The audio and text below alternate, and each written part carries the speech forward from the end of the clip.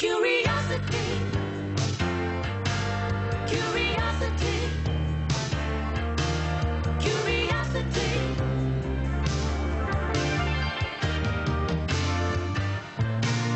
Curiosity. Curiosity.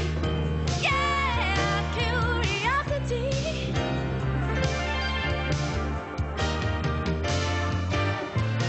Curiosity. Yeah, curiosity.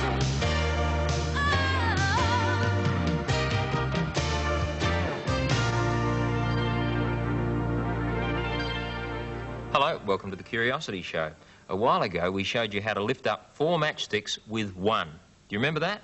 We arranged them something like this so that the matchstick underneath, when raised, caused the others to lock together. It's a little bit like your fingers locking together. Well, using that technique, how many matchsticks do you think I could pick up with one matchstick? What's the maximum number? Figure it out for yourself and we'll see how close you are to the number that I can pick up. What I need to do, of course, is to keep the matchsticks very close together. There's 2, 3, 4, pushing them as close together as possible.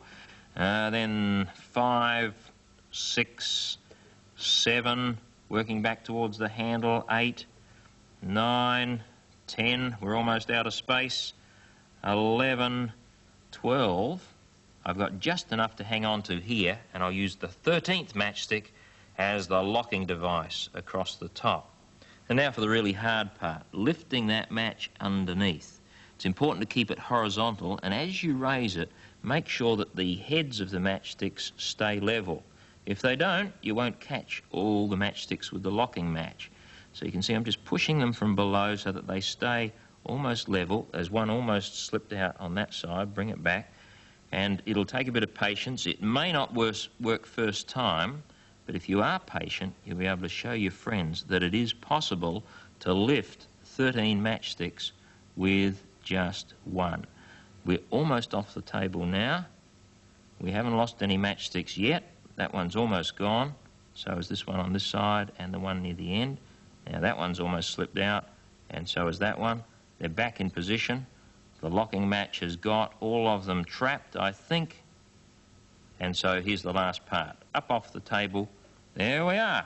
13 matchsticks, all held up by just one. Try it on your friends. Now this, to my mind, is one of the great delicacies of all time, rock lobster.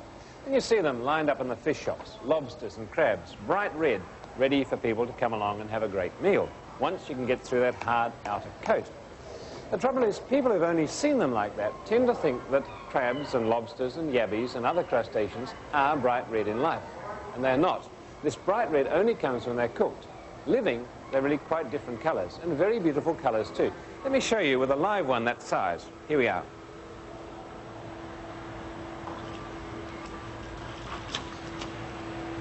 Well, they're very spiky and they're very flippy, but if he can calm down enough, you can compare his colouring with this one here. You notice it really is very different indeed. It's a dark and beautiful maroon, and the legs are really yellowy orange. And there are subtle patterns in there that you don't see in the cooked red variety. They're very lovely. And if you look at crabs, they're different colours as well. Some of them, even under all their camouflage, are a browny grey colour. Others, a bright blue. And even little shrimps that you find swimming around in rock pools are quite transparent, but do have little spots of bright colour on their surface. Everywhere you look at crustaceans, they're living colours, not the bright red. So how does the cooked one turn bright red? Well, in this hard outer coat that we were talking about are little coloured cells, and they can expand in size. Normally, a crustacean has 3 or 4 different kinds. So if all the purple ones are expanded and the red ones are contracted, it'll be a deep purple. If all the green and blue ones are expanded and the red is contracted, it'll be greeny blue. When the things are boiled, the greens and the blues and the browns are all destroyed by heat. It's only the red that remains, and all those cells expand. So the result is a lobster that's changed colour, gone to red, and all the other pigments are disguised. That's why they all look bright red. It's rather like an autumn leaf. Once the green colour goes in the dying leaf, the yellows and the browns and the reds that were there all the time are allowed to show. You just couldn't see them behind the green. Well, this one doesn't like being out of water, so I'll put it back in, and you can watch it as it trundles away.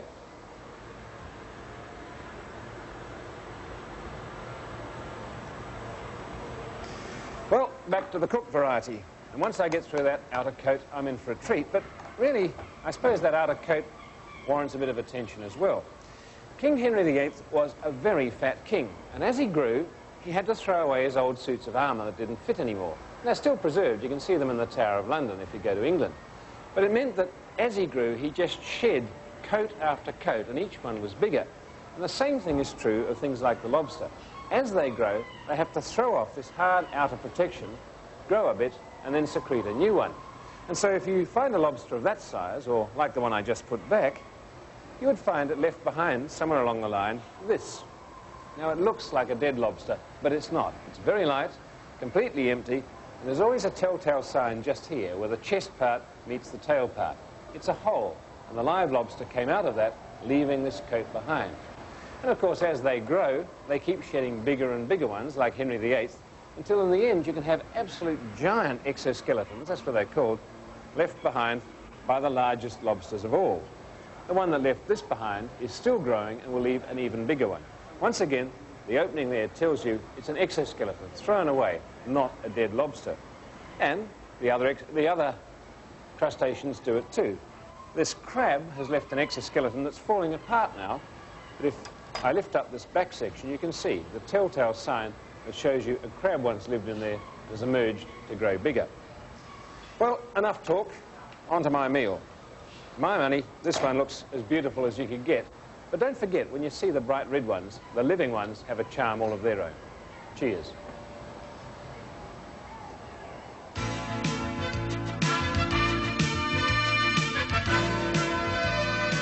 Who is it?